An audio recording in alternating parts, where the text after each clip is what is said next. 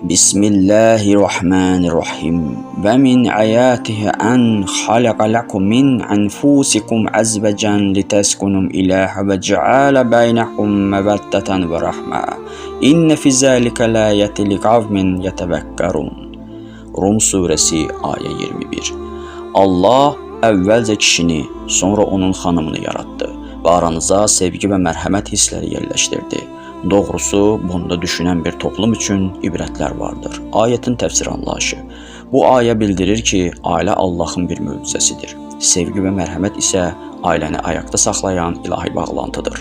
Bu bağlantı təsadüf deyil, Allahın hikmətidir. Düşünən insanlar üçün ailə münasibətlərində böyük dərslər var.